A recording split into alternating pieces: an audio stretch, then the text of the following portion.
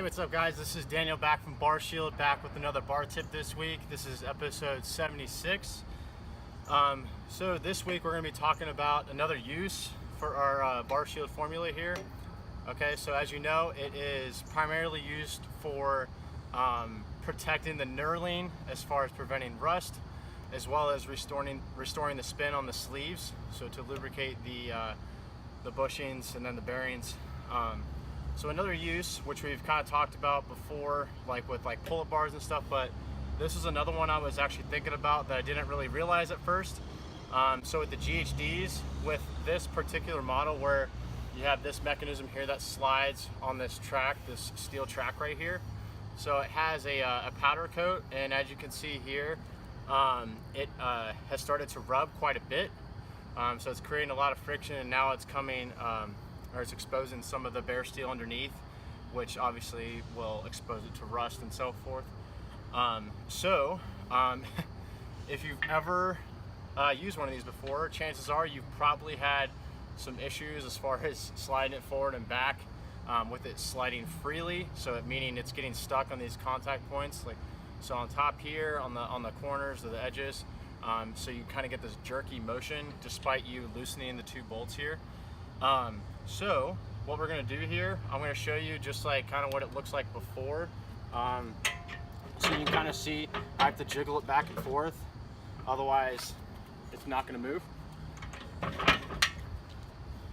And then all I'm going to do from here is I'm talking just a little thin line, just like you do on the knurling here of the Bar Shield formula here. So this is going to help lubricate this surface a little bit.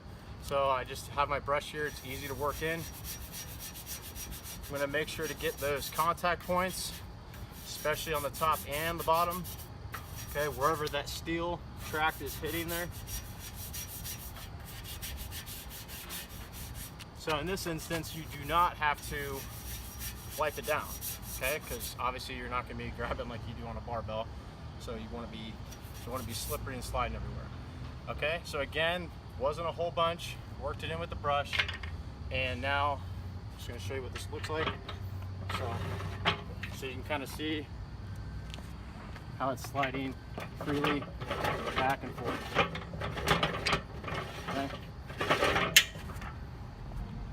So all those moments of frustration of this jerky motion trying to get this bad boy to move, to set up your hip extensions, back extensions, glute ham raises, whatever it is, GHD sit-ups. Now it's a little bit easier. So since then, companies like Rogue, they've made newer designs to help manage this issue. So they have like a pin system, so it adjusts pretty easily and fairly quickly. Some of the other companies out there, you know, like Elite FTS, Fringe Sport, American Barbell, again, Faster. So a lot of them are starting to go that way. Sorenex is another one.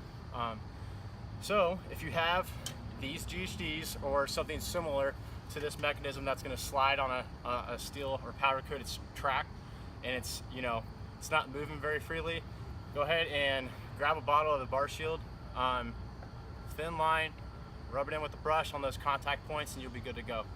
So if you have any other questions, we're going to continue doing a series on other uses for Bar Shield, so it's not limited to just a barbell. Okay, so you can, another one we're going to do is bare steel pull-up bars. We're going to do one on what was the other one, on rowers, especially rower chains. If you've ever ridden on a nice road bike, or any bike really, if you don't have a well lubricated chain like on the rower, it's not going to be as smooth as a ride for you. It's going to be a little bit it's a little more rough and kind of jerky sometimes, as that dust and that gunk kind of accumulates on the chain, which can get caught up in the mechanism inside. So we'll talk about that later, but if you have any questions, please don't hesitate to reach out.